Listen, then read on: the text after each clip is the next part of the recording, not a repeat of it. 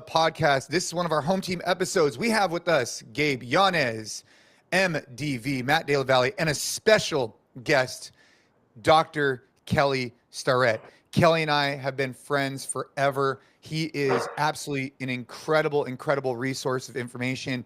And I am just so honored to have you on the show to talk about LeBron James's deadlift, youth sports, and a variety of other topics that we want to discuss, especially with you, with your background, and water polo in particular. We got to dive into that. So good morning, Kelly. Thank you so much for being with us. How's your day going so far? So good. We're going up to the river this weekend. Caroline just turned 17. She's my youngest, and we always go up and paddle the South Fork of the American for a couple of days. So we're about to get packed and go up. Dude, and then you have a daughter that just committed to Cal Berkeley. I want to get into the sports. I think it's really important. But before we get there, Gabe and MDV, they sent me this video of, well, they didn't send it to me. They told me about a video of LeBron James deadlifting, and I watched it, and I wanted to take your hot take on it and then Gabe's hot take on it. So, Liz, if you want to pull up the video, let's take a look at it and let's have some hot takes on this. My hot take doesn't matter on this video. Your hot take definitely matters, MDV. We don't want your hot take. so let's start here. Gabe, what's your hot take on LeBron's deadlift? Because initially that you sent the video in, so I want to get your hot take. I mean, it's kind of been making the rounds a little bit, and I just think it's interesting. And I also just have questions, and I don't know if I'm missing something here, but just based on like my limited and maybe not so limited knowledge, we've all been in the coaching game for a while, but I know that, this is the GOAT arguably, right? Like who he has helping him with his offseason strength and conditioning is arguably someone that should be also at the top of their game, right? Like a trainer that knows, maybe in the most charitable, kind of like interpretation of this, knows a lot more than me. And there's something there that maybe I'm missing, because if I were to just see that video on its own, it not being LeBron, it would almost be like a spoof video of like, your day one foundations guy at a CrossFit class, kind of doing all the wrong things with the movement. Like, I'm not here to litigate like sumo stance versus conventional deadlift, but pulling the barbell away from you. You just did. The way he's like pulling the barbell away from him, like not keeping it close, like there's just a lot going on there that's like immediate red flags based on what we know about teaching the deadlift. There's also like the loading there, the fact that like he's not even bringing it all the way down to the ground. He threw it onto the bench. There's just so much to unpack here from arguably one of the best athletes on the planet. And this is what he's doing for his strength work off season. So I'm more approaching it in, based on what I know, that looks like a train wreck, but maybe I'm missing something, because whoever's, coaching him on this is arguably one of the best trainers in the world, because he's working with one of the best athletes in the world. Well, he's definitely getting paid well to do his job. I don't know the qualifications of this person. I'm super interested in Kelly's take on this, by the way. So I'm going to go right to Kelly. I want to know what Kelly thinks about this video. I have my own hot takes. All right. So here's the hot take. First and foremost, we don't have any context. We don't know anything. It's true. We're all making assumptions about what's going on. So is his back? Is he good? Is he healthy? Is he loading? Fantastic, right? What's the point of the training to become better, make him more durable, better basketball? There's some things that I do have questions about.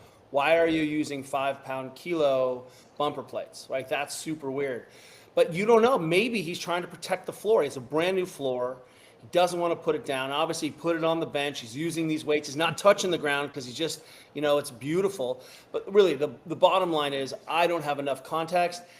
I will say that maybe I think he's like 6'7", kind of a huge human being.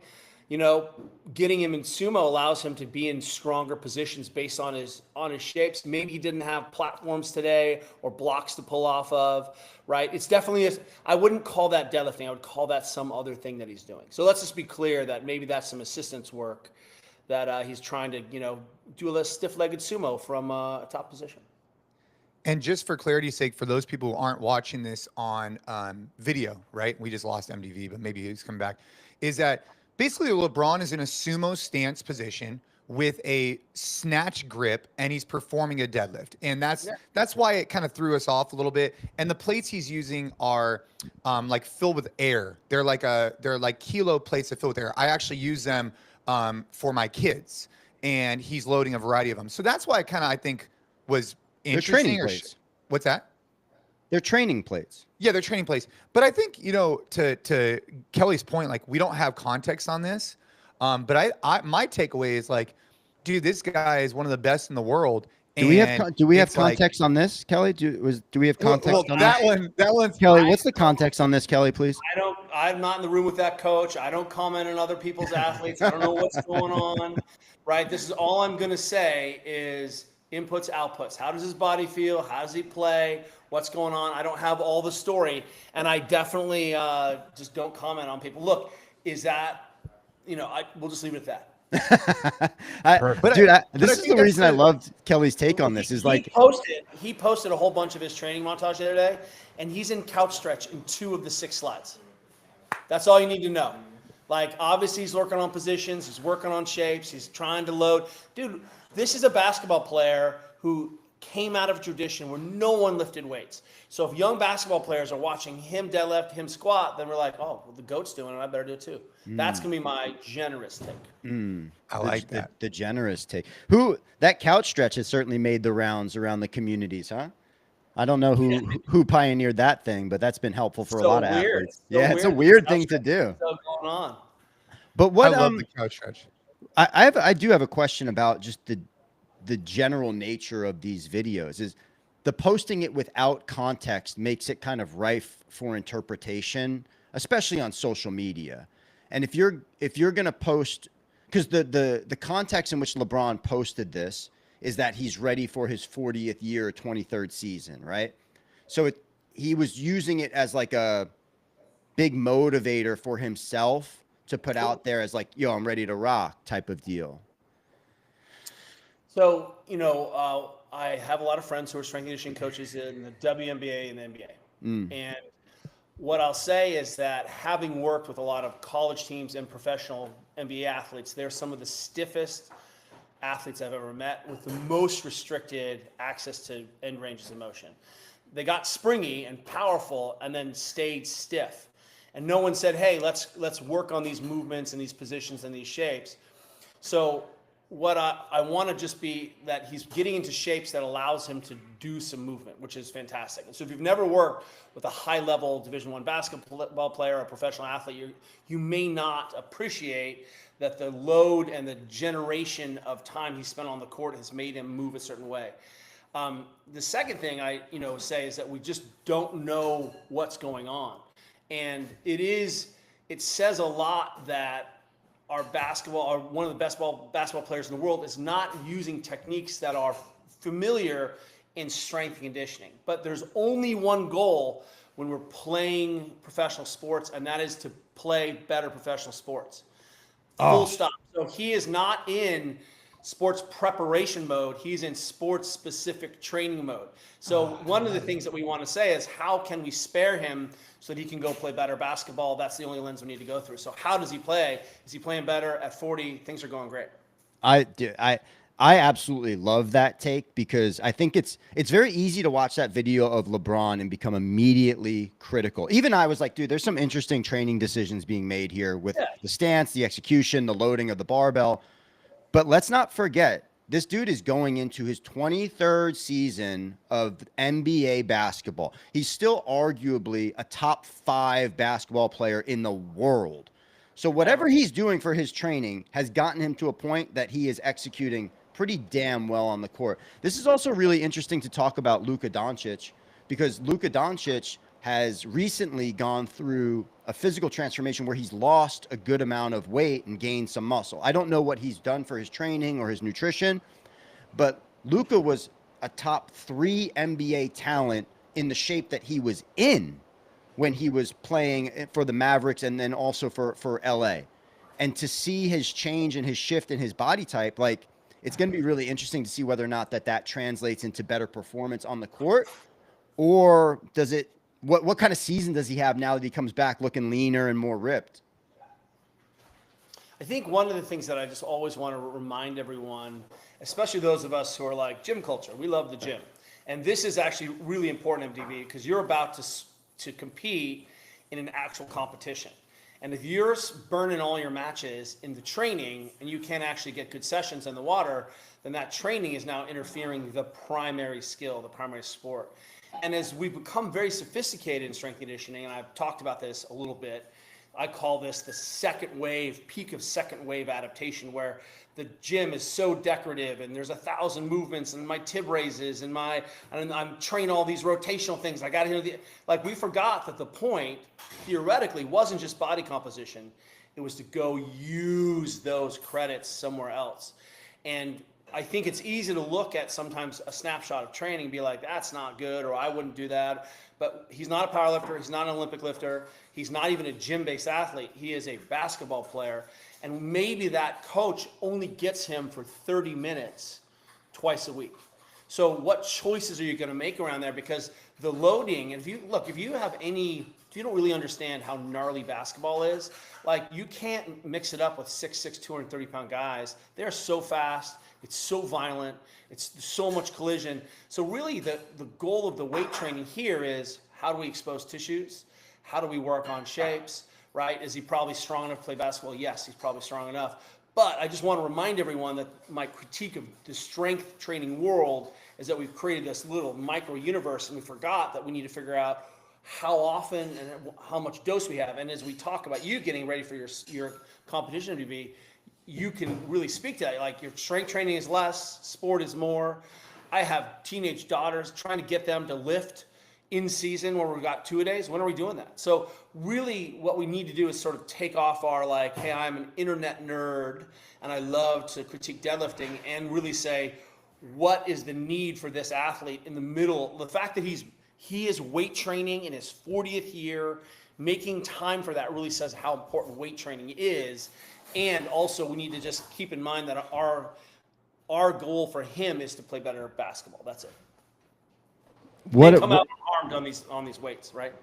I mean, just to kind of put a bow on that, man. Like, imagine that trainer making training decisions that put LeBron James into like an injury, place where he could get injured lifting a certain type of loading, moving through those shapes would be a complete abject failure of the training environment off season, right? Like that.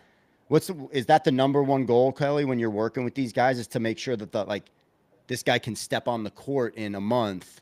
Yeah, well, you're making everyone who's listening to this is probably a strength coach, and the gym is the safest place in the world. It's so safe.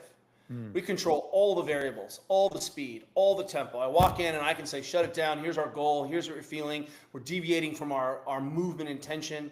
Look, strength training is just coordination training with resistance, right? That is straight up number one.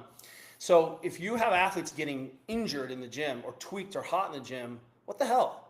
Like, it's actually really easy to put athletes into really competent shapes, and then to monitor, have speed minimums or position minimums, and then help them feel better. So when they leave the gym, they feel better. So, to your point, yes, absolutely do not want to mess up the goat, but it's really easy not to mess up the goat. Here is a safety squat bar. Here's Hatfield squats.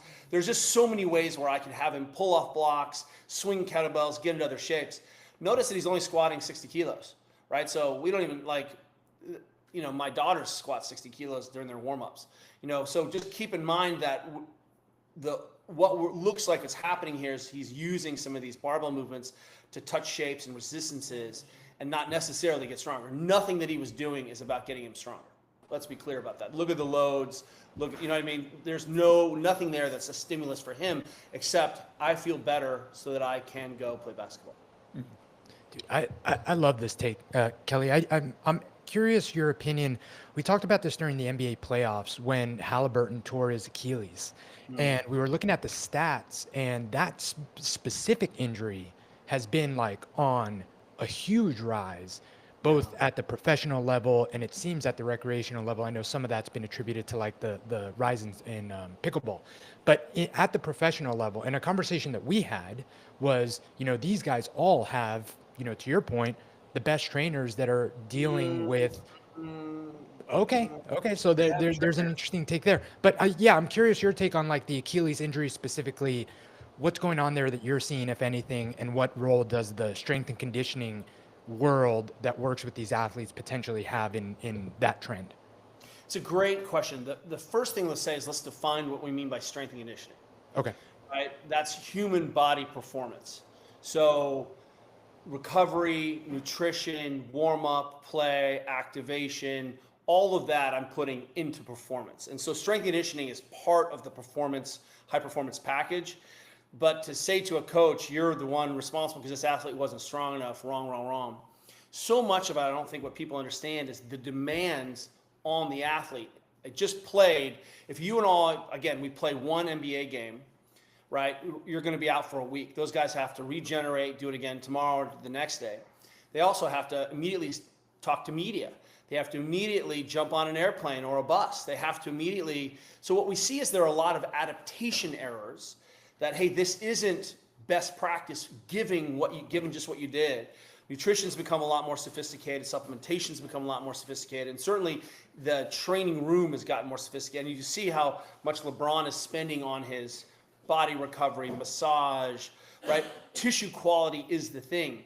But if you start to get a hot Achilles, you're a pro. Number one, do you even mention it? Does it even show up in your brain? How are you managing this? And what we can start to see is, yeah, probably everyone can benefit from more isometrics when the hip is in extension, we're loading them, for sure. How do we look at tissue health in these things? How do we pre-identify that a tendon is inflamed and hot? And then where does that problem get addressed? And that's a real issue. The number of meetings my NFL guys are in is astounding. And so they'll come in, get a treatment, and then sit in a meeting for 2 hours, and then they have 12 minutes to get ready to go have high speed on the field.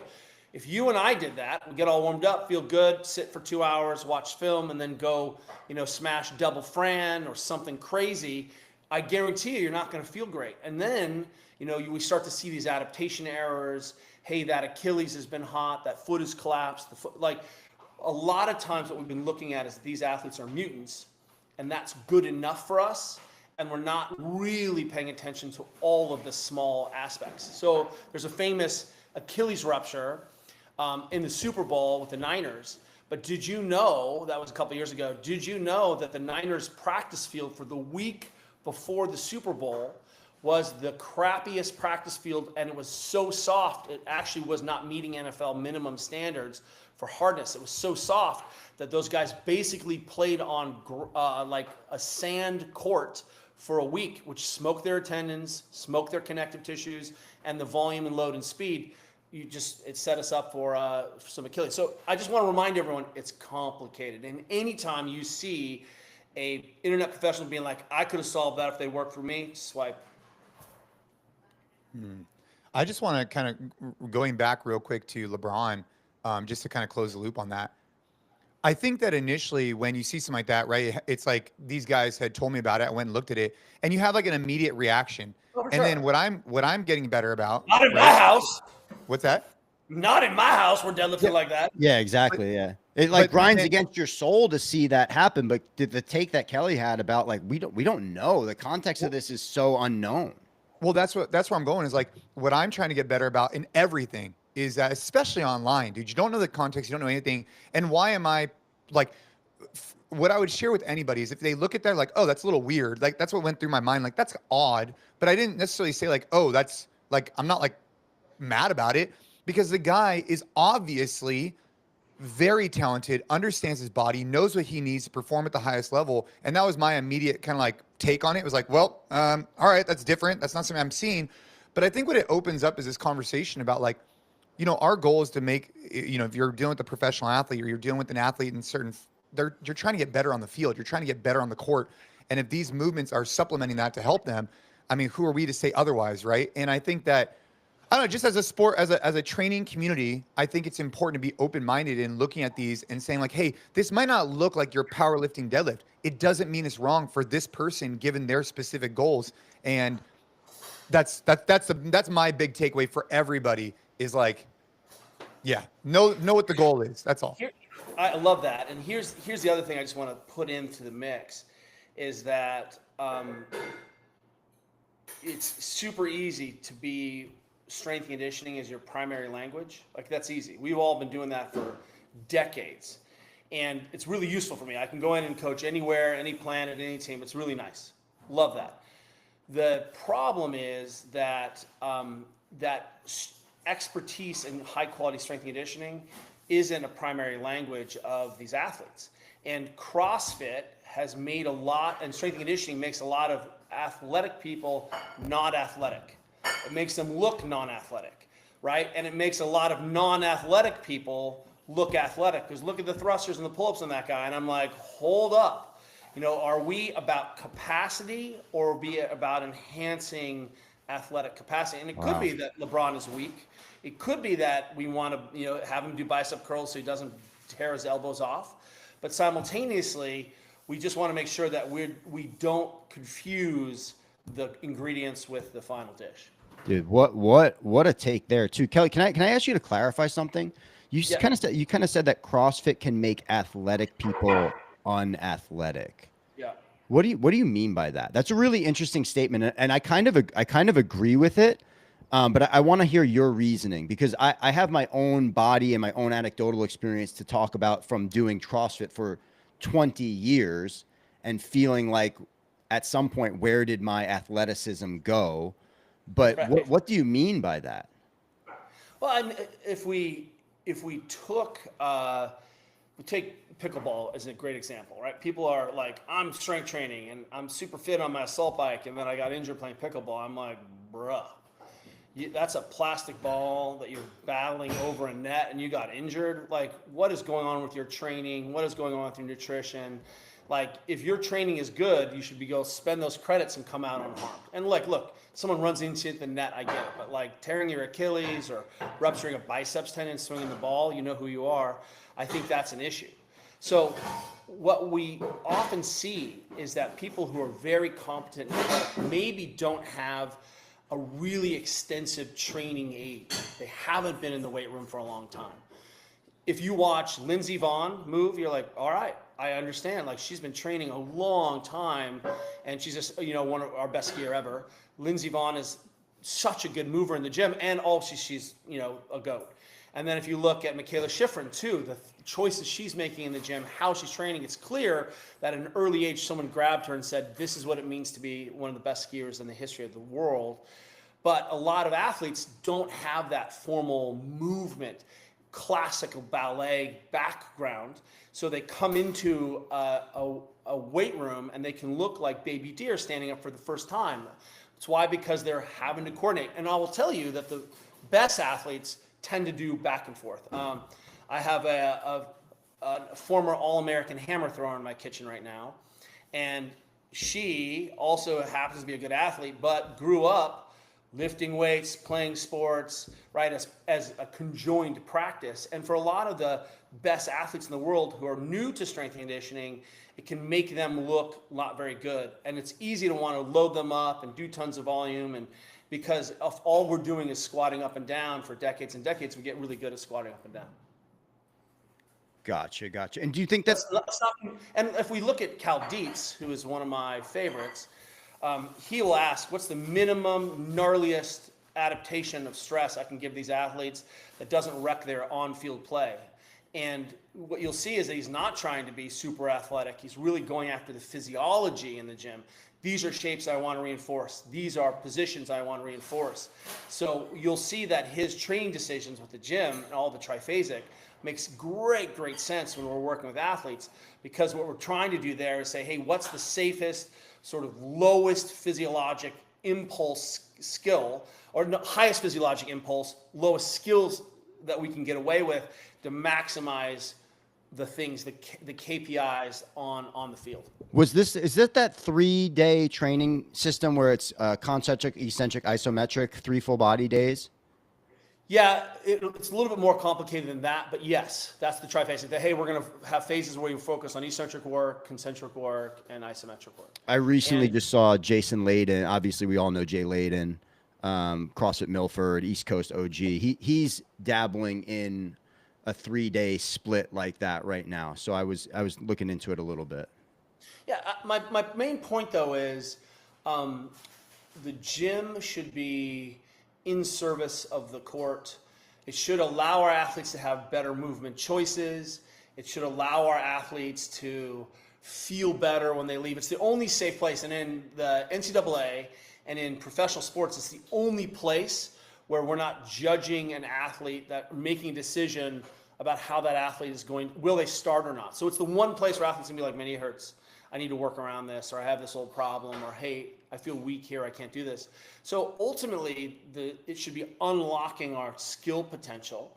And then if we want to smoke athletes, we put them into shapes that they can really go ham in. And a good example is at the Cal, we use a lot of echo bike work whenever we can. And part of that is we can put athletes into positions on the bike where we can go supra maximal, like they can go ham. There's no skill for them swimming or catching or breathing or moving in the water or defending. We can just smoke the crap out of them. And we can't work that hard in the water because it's too skilled. You can't actually work as hard as you want in the basketball, because you got to handle and move and cut right? But in a small skill thing where I'm swinging kettlebells, I'm doing rows, I'm controlling positions, I can smoke the physiology and have that athlete not burn a bunch of candles working on new positions and shapes. That's not the time.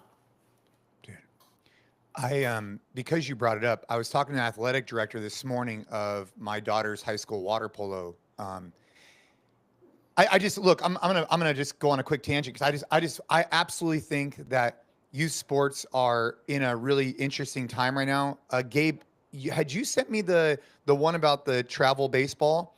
But on the note about strength and conditioning, and then I definitely want to talk about the travel baseball and all that kind of stuff. My at the varsity level, right? They're having the girls train in the morning in the weight room and do strength conditioning, and then later on go to practice. And I'm just finding that, dude, the practices these girls are doing at the high school level are incredible. I can only imagine at Cal level, but the athleticism and the commitment level that's required at high school level today is pretty remarkable. And what I think you're seeing is this trickle down effect. And I don't know if it's good or bad at young ages, but it's getting very competitive, very intense, very quickly. I don't know if you experience that because your girl's a little bit older than my kids. So I'm curious, like, where you see a landscape of youth sports right now and kind of diving into that a little bit. Well, that's probably a book that we're going to, Julie and I just submitted a proposal for a book on this topic because we think it's so complicated. And at first and foremost, we just want to acknowledge that parents are now the de facto human performance directors for their family. They have got to work on nutrition and sleep and injury and pain and timing and finding strength conditioning and additional skill. Like, it's mindset and not messing up the conversations in the car on their way home. Like, parents have a job to be an elite high performance coach and director of their family, and they have no training in it. So what you're absolutely seeing is a feature of the system. When we have fetishized and commoditized sport at the top, it's going to influence college, it's going to influence high school, and it's going to trickle down. And there's a reason why private equity is aiming its big, ugly head right at youth sports, because it is a $1 trillion opportunity to make money off of fear that your kid is not going to make the varsity squad, that your kid is not going to win the college scholarship, that your kid is not going to make the travel team. And, what we really need to ask is, what's the goal of sport? And the family should sit down and have a pause and say, hey, what are our non-negotiables this year? How do we do this? And then parents are going to have to figure out how they create boundaries and support their kids. Everyone's like, hey, don't specialize. I'm like, cool story, bro. Like, have you ever had a teenager been pushed and sucked into these club programs that are year round? It's tricky to say no. And simultaneously, when am I going to do all the strength and conditioning? My kid has got to go to school. And by the way, she's also got to be a kid. So I agree with you. It is a hot mess. I actually have a buddy visiting who's got two twin boys, and they're, I think, around 11 years old now, or 9, somewhere in that 9, 10, 11-year-old range. And he was saying that one of the biggest things that he's got to deal with in terms of the youth sports, not only is there this rush to get kids into the travel leagues as early as possible, but the pressure that he feels when the other parents get the kids into the more advanced camp, and then they're separated from their friends. And he was telling me, like, there's this huge, like, leveling up where it's like the $2,000 camp that your friends are going to now. The pressure that the family feels to send their kid to that is huge. Oh, huge. Yeah.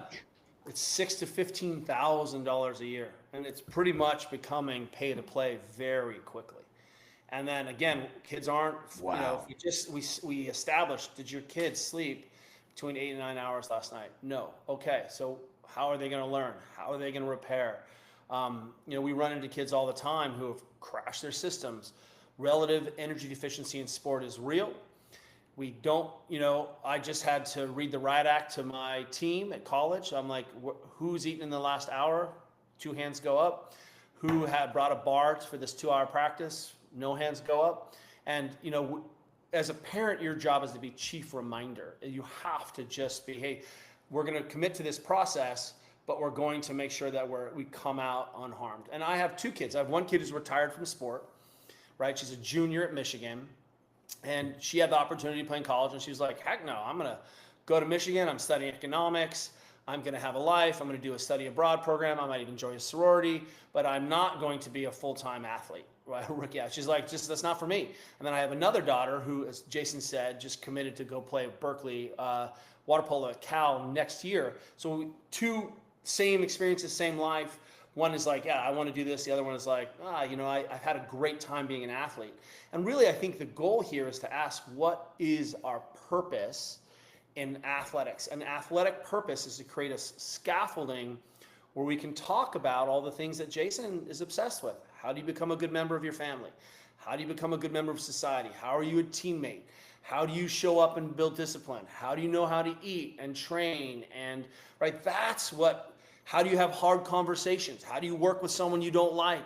How do you manage conversations with a coach? How do you advocate? Like, all the stories that happen, that's the best framework. And right now, honestly, whoever wrote the book, I forget right now, The Anxious Generation, he's like, we have 2 choices, church or sports. And, I would point out that if we do a little better job on sports and start to say, no, my kid's going to now play a different sport, by the time they're 15 and 16, probably need to specialize. But early on, we're trying to have as many diverse exposures as we can. And it may mean that you have to buck the trend, and there's real pressure against that. Anxious Generation was Jonathan Haidt, by the way. Haidt. Thank you. Man, yeah, Kelly, I like what so the pressure, like you're saying, it comes on real. And so in regards to, do you see a difference though in certain sports? So what is, having 2 daughters, and I always look to guys like you, right? You get it. Your family dynamics are incredible. I always look to a guy like you and I say, okay, what can I learn from Kelly? He has 2 daughters that are older than my kids, right? And looking back on sports, right? If you could do it over again, or or just as an evolution, right? Is there things you would have navigated the girls a little bit different in, or because I love everything you're saying, and I find that I take a lot of responsibility in this, and especially now with both kids kind of pursuing these sports pretty heavily, what is my role in that? And how do I be a custodian in a positive way? So I'm wondering, like, if anything stands out to you along that journey because you've lived it, Number one is that we don't think sports are optional. Like, we said to our kids early on, what sport do you want to do? It can be anything. Oh, you want to go to ballet? Cool. You want to do gymnastics? Cool. You want to try out soccer? And our only deal was you can't quit mid-season. But you got to do, if you commit to doing a sport, you got to do a sport. What I'll say is we certainly have never done it perfectly.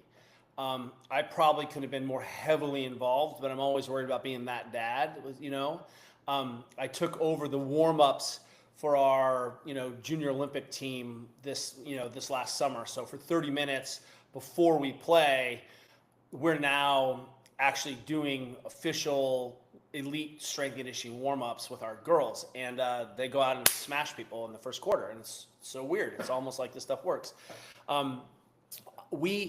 What I would say is that I started to do a lot better job of being a resource for other parents. And in the WhatsApp group, I'd say, hey, crew, like, if we have an 8 a.m. game, our kids need to be eating at 6 a.m. And these are the kinds of things you should eat at 6 a.m. And then in the last 15 minutes, here's what I want to have. Here's the number of carbs I want to have during the game. And here's what we're going to do right after the game. Why? Because we're going to play 10 games in the next 4 days, right? So what I would say to the average parent right now is that the only way we think that you can really fight against specialization is strength and conditioning. The gym can become another sport, can become a place to play. One of Caroline's specialties, again, Caroline is a 5'11" kid. She's very tall, 17-year-old. That kid overhead squats like it's her job. We power snatch like her job. She loves handstands. And what we try to do is these just quick couplets in the gym. There's an Olympic training club near here called Marin Heavy Athletics. Yasha is an incredible coach. They have such an incredible vibe there. You walk in, you're like, oh, I want an Olympic lift. This place is so cool. And whenever we can, we send her there. So my recommendation is to get your kids Olympic lifting because they're limited by the speed and positions. And in the season, we work on shapes and speed. Out of seasons, we start adding weight. So Caroline can always go handle the barbell and snatch and clean and front squat and work on speed and do all those things. But then when we have a little bit more time, we sneak some weights on it, and now it's, 8 sets of 3.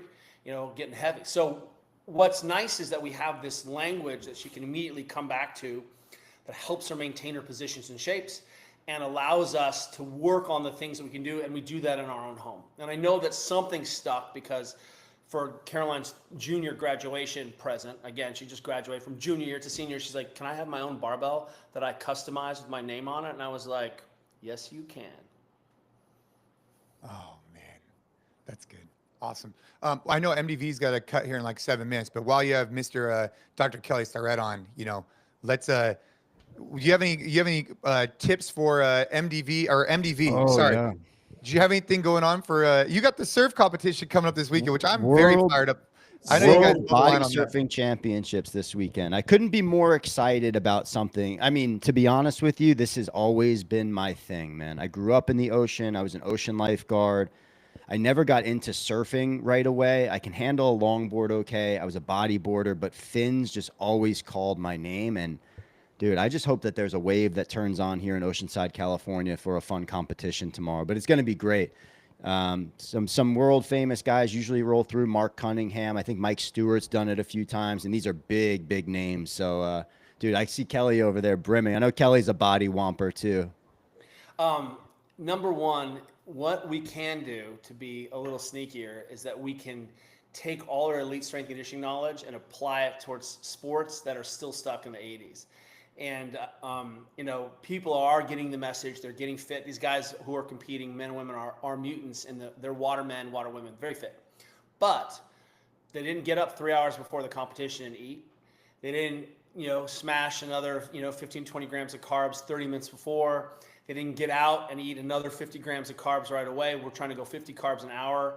Like, we suddenly miss, like, if I am doing multiple heats and they're spread out, I want 100 grams of carbs after that first competition. I want to keep your glycogen loaded. I want to be hydrated. I want to keep your body cool. I have a lot of surfers who go and compete in like Mexico, and we have ice vests and packs of ice and hats with ice in them. We're dropping their body temperature before they run out. And so we can apply all the fun tactics that we're learning in high-level sport. And what we really see is that Matt doesn't bonk. He doesn't get tired. In the fourth competition, everyone's even in the first comp. But then what ends up happening is we start to pay a bigger price. We call it a session cost. We want to minimize session cost so we can keep NDB cranking. And that's the only thing I would say. And then, man, you got to go have fun. Just go have fun. To eat. Have fun out there, dude. You know that, Kelly, Jason. You love to roll. You compete. You're like, you're such a competitor, and competing is fun. Dude, I'm going to take that. I'm going to lean into that with I'm competing in Master Worlds at the end of this month for Jiu-Jitsu, and it's aggressive, for lack of a better term. And so popping some carbs in between the rounds is oh my god, dude, part of Jason, my goal. you need to write down that carb popping strategy, bro. Because I don't think you'd be popping any carbs ever. I think you just usually get a side of meat from the local gyro place. Between Jason is that's the worst. totally fine if you're a middle-aged dad doing jits in your garage, no problem. The But worst. The second we need power over, we want to top it off. We want to do it day after day after day. We really want to look at what our best athletes in the world are doing, and right now that's in our endurance communities, you'd be blown away at how many they're eating 100 to 140 grams of carbs an hour on the bike in these things. Wow. So that's why So is it mostly gels and bars? Whatever sounds good. Turns out Rice Krispies treats. Awesome. Rice Krispie treats are Seriously. awesome.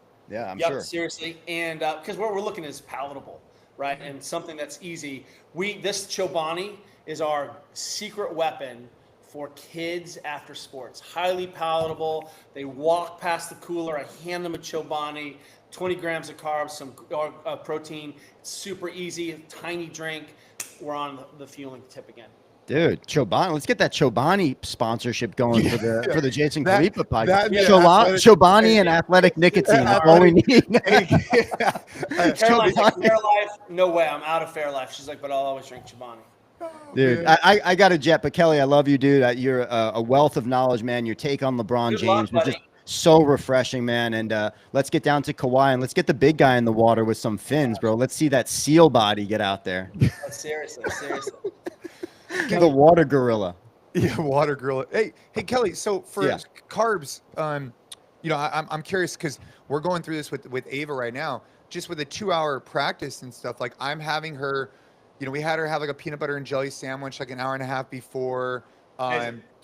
During it, I have her. She has some coconut water. I also have some Element because I was taking that recommendation from you from a cramping perspective. But like, Gabe is getting ready for a half Ironman, and like, what source of carbs are you loving in the middle of these events? I saw, I wrote down Chobani, but that's not mid-event, right? No, that's afterwards, right? I'm now on the recovery train. Right now, we've kind of cracked the code on having carbs that don't upset your stomach, so that's a big deal. And if you go to any running store, outdoor store, sports store, you're going to see some high level carb, even like honey stinger is going to be great. Something super palatable. There are Never Second is out. There's so many good brands. Scratch is incredible. We're always leaning into whole foods first, but if I can't chew, then slamming a gel. Swimming turned out to be something that was really useful for our swimmers. They could eat a gel and still be prone.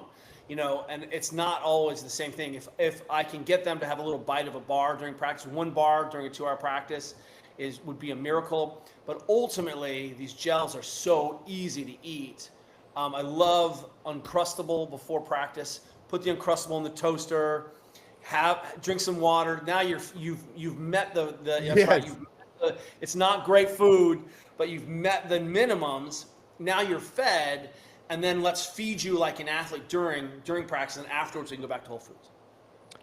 It's so true, man. I mean, in training for this 50 grams an hour. That's our goal.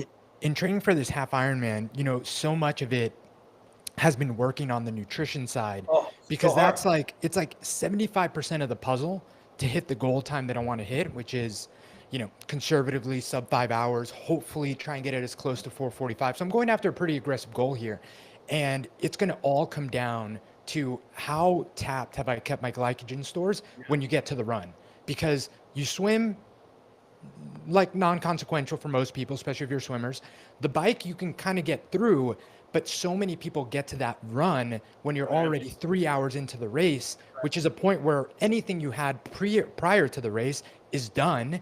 And if you're going to run a half marathon on empty, you're going to bonk, and it's going to be a brutal experience. The goal is to get to the start of that half marathon in somewhat place where you can actually, push something close to what you've been doing. Gabe is pushing. He should be pushing over 100 grams an hour. Mm-hmm. Oh, for sure. And then those aerobic outputs. And the other thing that people don't realize, because you were saying this with the swimmers, is the difference in how much you can take in depending on the activity. Because I can take in so much more on the bike because I'm not bouncing around, and your heart rate is a little bit lower than on the run. So the bike is actually an opportunity where you should be fueling as much as you can on that bike, because it's going to go down to probably around exactly what you were saying, like those 50 grams of carbs per hour on the run. But on the bike, I've been doing in my training rides, coming close to 800 calories for 2 hours. So you're talking about closer to 100 grams of carbs per hour. That's right. And I haven't had any GI distress. And part of that has been playing with, like you said, so many different brands out there. Morton gels, I tend to do really well with. I know they have the hydrogel technology. Kids don't like Morton. Sorry, Jason. They don't like them? Okay. They don't like Morton. It's a weird consistency, but in terms of like gels that haven't given me any stomach problems, because you can have something like goo, Those kids haven't gone to college and done Jello shots yet, so they're not trained. they're not ready for it. But yeah, dude, the nutrition space has been super fascinating when it comes to this stuff and longer endurance efforts. But If Kelly, you're looking, thefeed.com is a great place to get the gels and stuff. Take that look. If you haven't watched the Tour de France, you've seen the feed. One of our good friends and an athlete is a woman named Kate Courtney. She's a world champion mountain biker, won the World Cup. She is an Olympian, and she just rode Leadville, which is Leadville 100. It's all above 10,000 feet. It's 6 hours, sub 7 hours. It's unbelievable being redlined for that long in altitude. And she just broke the course record. First time doing it, broke the course record by like 14 minutes. She just smashed it. It's unbelievable. And if you saw the amount of eating she did during that ride, you would be astounded. And insane. It is. We just need to create a culture of eating. And so, making sure that you can get up in time, fed in time, do all the things in time. You have to be disciplined about it. but how do we get here, Kelly? Like, I'm really curious because looking back when I first started competing in CrossFit in 2008, and then for basically a decade I competed, it wasn't until I remember specifically Chris Hinshaw saying to me, Jay, I would drink a Coca-Cola in the middle of my triathlon. I was cramping so bad, a guy had to go get me a soda. And I remember like at the time, especially in CrossFit, it was so taboo to talk about sugar or these like non-organic Because you don't need to eat if you're doing a 12-minute AMRAP. Right. But like, I guess the point I'm trying to make is even getting ready for the CrossFit Games, it just wasn't as readily common at the time. I remember getting ready for that half marathon row. It was definitely something like I considered. I had my goose. But do you think it's just gotten more and more popularized now that even for the youth sports, making sure that they are having carbohydrates before they go out for these, training sessions? Like, is it becoming more common, or is it just we're talking about it more now? Because I don't think it was back in the day. No, it's more common. It's still not enough. We're still seeing kids underfed. And, again, during sport and around sport, it's got to be palatable. It's got to be high carbohydrate, low fiber, low fat. We just want it to be like, that's what we're really looking for. And you can drink your carbs, you can eat them, whatever doesn't mess you up. And then back to whole foods, like as much nutrient dense, high quality foods. But this is not the time to chase body composition. This is not the time to, what we're seeing with Kate breaking this record is the advancements in how hard she can train and recover and how she fuels. For her to break a 20-year-old, 30-year-old record by 14 minutes is insane. And it really is a testament. If you look at how much Tade is eating, you should, if anyone's interested in this, you should follow all the Tour de France cooking shows and all the teams, because you'd be blown away at how much they're eating, how they're fueling, how they keep it simple. Feed Zone Portables is one of my favorite books by a guy named Alan Lim, who's the founder of Scratch Labs. And making rice balls and rice puddings and rice cake, it's just so easy to make these things and make it snack. But, even I would say, everyone, Revolution this year, if you want to make a considerable difference to your high school team, show up at practice with a case full of chocolate milk and chocolate soy milk for those kids who are non-dairy, and just let them, right as they finish, it's a little tiny milk, they smash it, they're already on the recovery. That would be a game changer.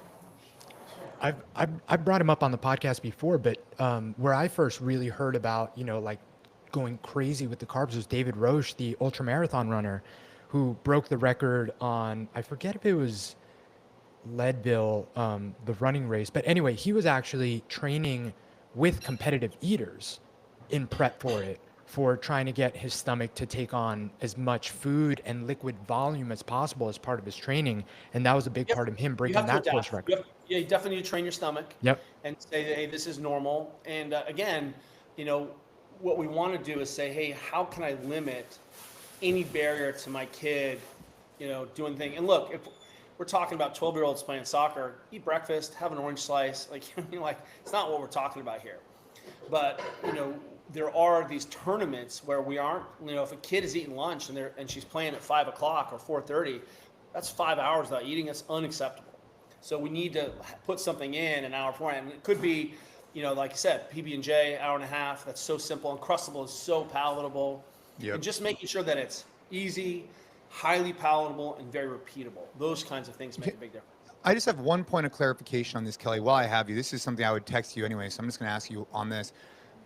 Is there a difference for my kids? So right now, my daughter's playing water polo. She's going to be goalie, and my son plays catcher in travel baseball. So those are like the positions. Those are the sports.